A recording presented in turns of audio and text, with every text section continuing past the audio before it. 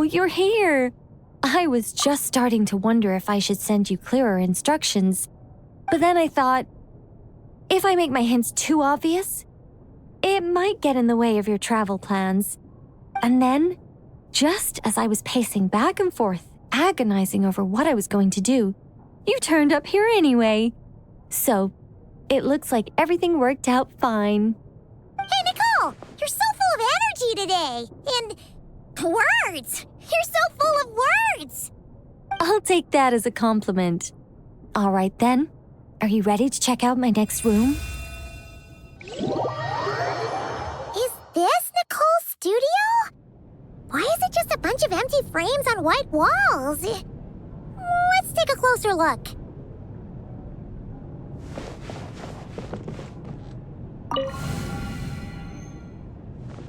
What the? Paimon almost had a heart attack being sucked in by a painting like that. Wait a sec. This place looks familiar. Oh, it's the table where the mages hold their tea parties. It all started the first time Alice invited me for tea. On that day, I didn't attend in person, mostly because back then, I still hadn't decided whether I really wanted to join the Hexencircle or not. Alice was the only one there who knew my true identity. She warned me not to say a word or let anyone else discover who I was. I was only supposed to observe. And then what happened? Well, then I concluded that she was punishing me for my hesitation to join. Everyone was talking about such interesting things. How could I not chime in? And of course, when you're in the middle of a conversation and someone throws out a question you know the answer to, how are you supposed to keep your mouth shut? Which brings us to the bet between Barbeloth and Alice, Rhindaughter's forbidden creations, Ivanovna's political machinations. It was like a series of exquisitely acted plays, distilled within the confines of a teacup. Their words alone were enough to ignite my instinct to lay the truth bare before them. So, you piped up inside their heads? Of course not. Even though I felt like my head was going to explode, I still made sure to hold it all in. I'm a responsible angel, after all, and I'm well aware of the difference between what I want to say and what I'm allowed to say. So, I had a private little word with Alice inside her head, just me and her, and I agreed to join the Hexencircle, right there and then. She was quite happy about my decision, but as for the talking inside her head, well, she claims that over the next few days, she had such a headache that she had to visit a doctor in Liyue to get some relief. But she can hardly blame me for that.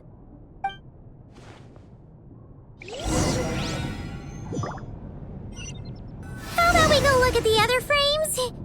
Paimon's starting to feel like she needs some relief, too. Is that an Irminsul tree? Oh, this painting here? You're clearly no strangers to the white trees. But did you know that the first angel's betrayal happened beneath one of their very boughs? Huh. Paimon's curious now. Well then, I guess it's finally time for me to tell you a tale of romance and horror. Let me just think how best to protect the identity of those involved. All right, got it. A long, long time ago, there was once a traveler who wandered among the stars. They were nothing like you, but that's not important right now. One day, he traveled to a silver tree to visit the princess of the morning star. Before long, he started asking her about her kingdom's most forbidden secrets. His words puzzled the princess. How could he possibly know of all these things forbidden by the gods? The young man revealed his origins and showed the princess things she had never seen before. A free will and love, both noble and spiritual. His words awakened her sense of self, hitherto shackled by the gods. Her heart soared, carrying her beyond limits she had never crossed before. The Princess of the Morning Star confided the kingdom's secrets to the youth, and between them, love grew and blossomed, along with a determination to defy the gods. This is just a cookie-cutter love story. You said to be horror. Don't worry, Paimon. The horror's about to begin. They yearned to help the people live lives of unfettered freedom, but the gods could not forgive their betrayal.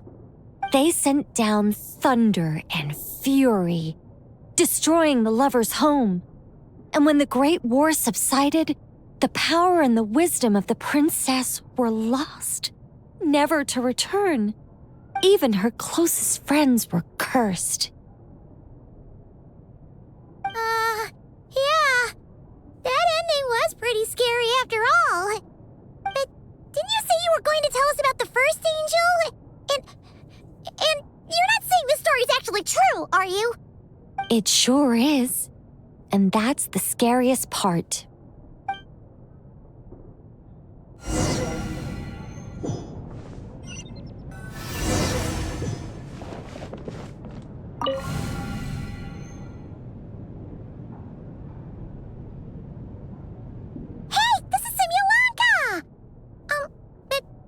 Why are there light novels from Yai Publishing House all over the floor?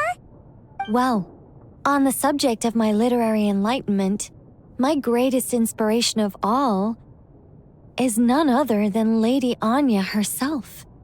She was the last to join the Hexenzirkel, and yet the first to leave.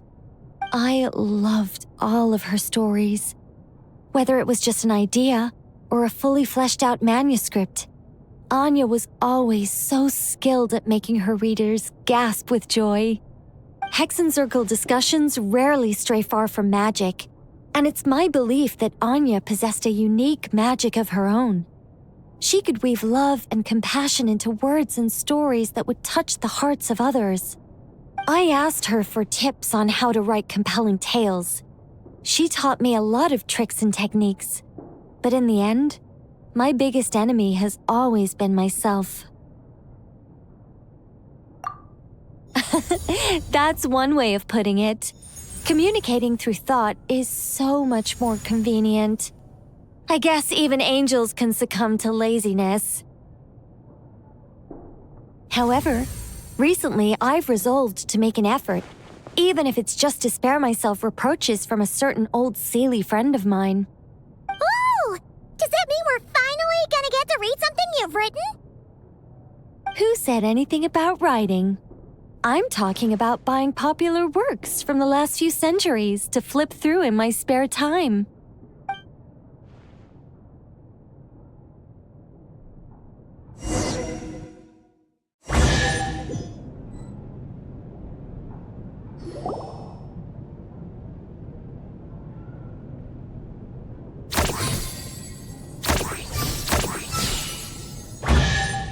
These paintings all remind me of places that hold great significance in my heart.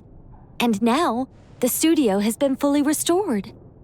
All right, go ahead and claim our reward. What? Don't look at me like that. Of course this reward is ours.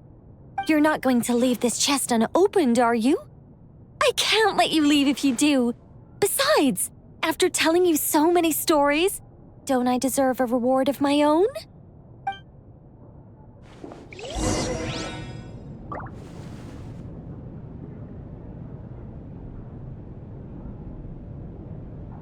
A happy story all wrapped up. See you next time.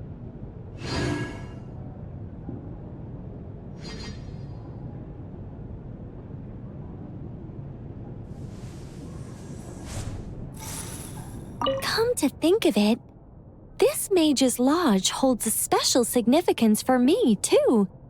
A painting within a house within a painting, worlds within worlds. Fascinating, isn't it?